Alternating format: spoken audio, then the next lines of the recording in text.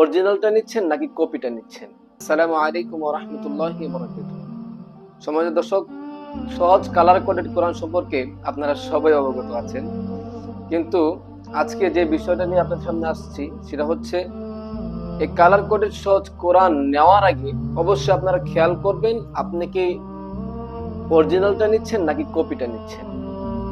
আমাদের অনলাইনে আলহামদুলিল্লাহ অনেকেই আছেন কোরআন নিয়ে খেদমত করছেন, আলহামদুলিল্লাহ। কিন্তু এই কোরআনের সাথে আমাদের এই যে অরিজিনাল আরেকটা হচ্ছে কপি, আপনি কি কপিটা পাচ্ছেন নাকি অরিজিনালটা পাচ্ছেন একটু যাচাই করে নেবেন। কারণ অরিজিনালটা আর কপিটার ভিতরে অনেক পার্থক্য। আপনারা দেখুন, যখন আপনি এটা যখন হাতে নেবেন তখন এই পেপারটা এটা যখন দেখবেন তখন আপনার মুগ্ধ করবে, কত সুন্দর করে এটা বানানো হয়েছে। তারপর এটা দেখেন কত সফট, কত সুন্দর।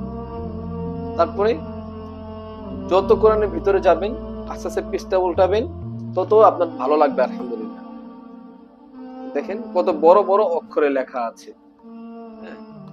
এই কোরআনটা যারা পড়তে পারেন না, ভাঙা ভাঙা কোরআন পড়েন, তাদের জন্য এটা অনেক সুন্দর সহায়ক হবে।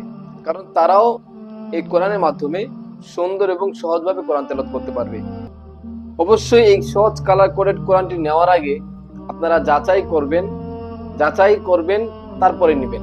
যখন আপনার সামনে ডেলিভারি ম্যান যাবে তখন আপনি এটা খুলবেন, কোরআনটা যে প্যাকেট করা থাকে এটা খোলার পরে আপনি চেক করবেন সবকিছু যদি এরকম পান, সবকিছু যদি এরকম ঠিক থাকে তাহলেই আপনি এই কোরআনটা নেবেন।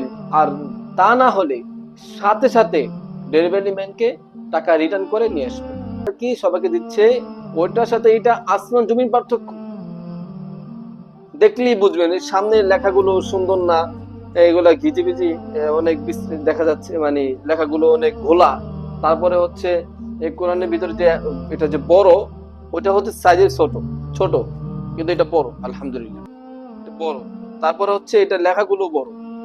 তারপরে এখানে সমস্ত বিষয়গুলো দেওয়া হয়েছে সামনে পিছে।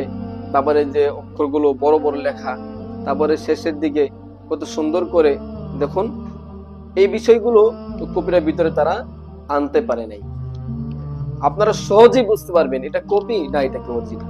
আপনি যেখান থেকেই নেন, আলহামদুলিল্লাহ আমি আপনাদেরকে বলবো অরিজিনাল কোরআনটা নেন, তাহলে আপনি সহজে সুন্দরভাবে কোরআন তেলাওয়াত করতে পারবেন ইনশাআল্লাহ।